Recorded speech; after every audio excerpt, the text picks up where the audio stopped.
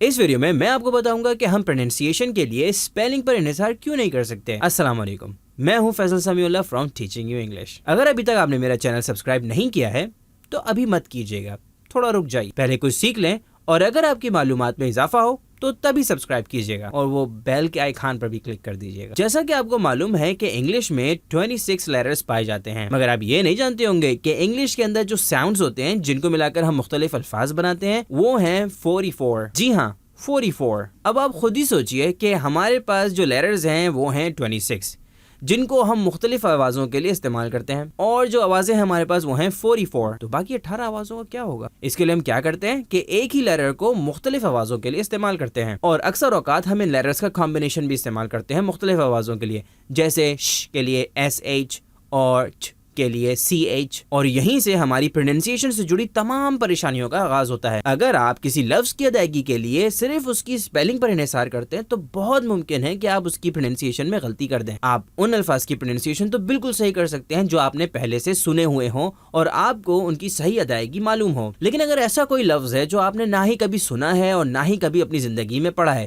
اور اب آپ اس کو پڑھنے کی کوشش کر رہے ہیں صرف اس کی سپیلنگ دیکھ کر، تو بہت ممکن ہے کہ آپ اس کی پروننسیشن غلط کر دیں۔ کچھ مثالیں آپ کے سامنے رکھتا ہوں۔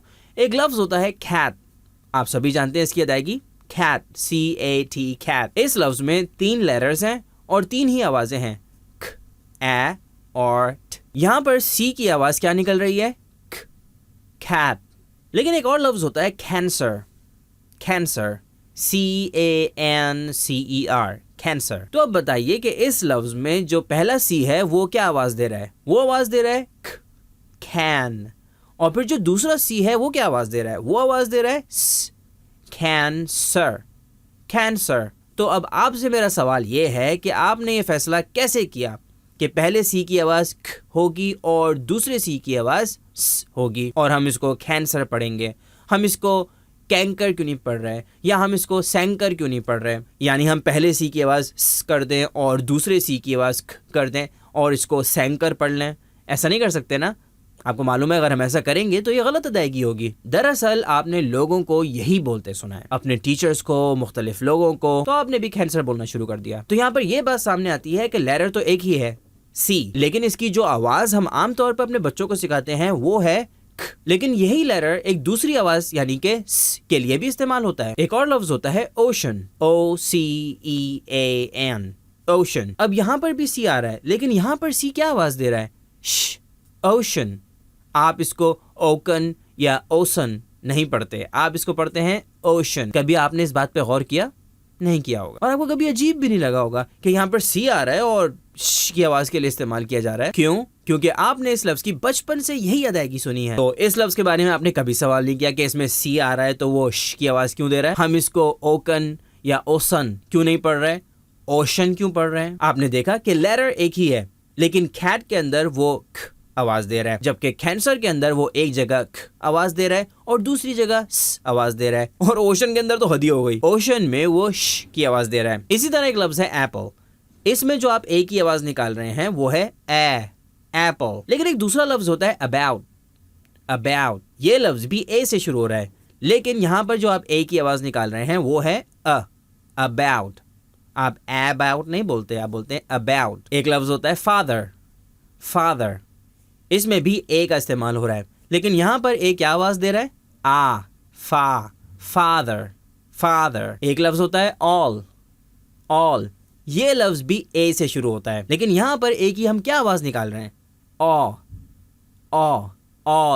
اور ایک اور مثال دیتا ہوں یہ لفظ دیکھیے، اس کو ہم پڑھتے ہیں ایج، ایج، اس میں بھی ہم اے کا استعمال کر رہے ہیں اور ادائیگی بھی اس کی وہی ہے، اے، ایج۔ اب آپ خود سوچیں کہ لیٹر تو ایک ہی ہے، اے، لیکن کہیں پر وہ کی آواز دے رہا ہے جیسے کہ فادر، کہیں پر وہ اے کی آواز دے رہا ہے جیسے کہ ایج، کہیں پر وہ کی آواز دے رہا ہے جیسے کہ آل، کہیں پر وہ کی آواز دے رہا ہے جیسے کہ اباؤٹ، اور کہیں پر وہ اے کی آواز دے رہا ہے جیسے کہ ایپل۔ تو بات گھوم پھر کے اسی سوال پہ آتی ہے کہ اگر کسی لفظ میں اے ہے تو آپ یہ فیصلہ کیسے کریں گے کہ اس کی آواز ہوگی یا ہوگی یا اے ہوگی یا او ہوگی؟ آپ یہ فیصلہ نہیں کر سکتے، میں یہ فیصلہ نہیں کر سکتا. میں اور آپ کیا بلکہ انگریز جن کی یہ مادری زبان ہے وہ بھی یہ فیصلہ نہیں کر سکتے کہ ایک ہی کہاں پر کیا آواز نکلے گی. اب آپ یہ سوچ رہے ہوں گے کہ آخر پروننسیشن کا صحیح طریقہ ہے کیا. اگر اسپیلنگ کو دیکھ کے پروننسیشن کرنا غلط ہے تو پھر صحیح طریقہ کیا ہوگا؟ صحیح طریقہ ہے فنیٹک سمبلس کا سیکھنا.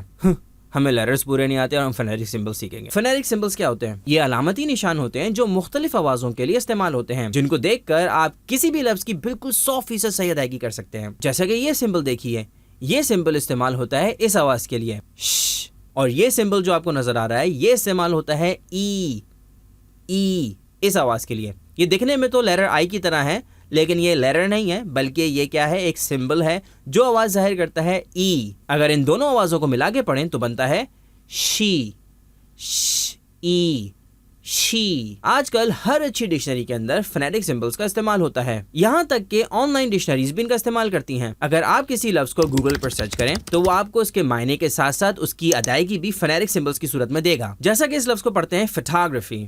جی ہاں، فوٹوگرافی نہیں پڑھتے. اب آپ یہ سوچ رہے ہوں گے کہ یہ بندہ تو ہماری پوری انگلش غلط ثابت کرنے پہ تلا ہوا ہے. بہت سوچ سمجھ کر چینل سبسکرائب کیجیے گا کیونکہ میں واقعی آپ کی انگلش صحیح کرا کے دم لوں گا. اگر ویڈیو اچھی لگی تو لائک اور شیئر ضرور کیجیے گا تاکہ آپ کی طرح دوسرے لوگ بھی اپنی انگلش امپروو کر سکیں. آپ کو پروننسیشن اور ایکسنٹ امپروومنٹ کے بارے میں جو بھی سوالات ہیں تو وہ کامنٹس میں پوچھیے اور یہ بتانا مت بھولیے گا کہ آپ اس ویڈیو کو کون سے ملک اور کون سے شہر سے دیکھ رہے ہیں. تو آج کی ویڈیو میں اتنا ہی. ایک زبردست ویڈیو کے ساتھ آپ سے بہت جلد ملاقات ہوگی. اپنا خیال رکھیے گا.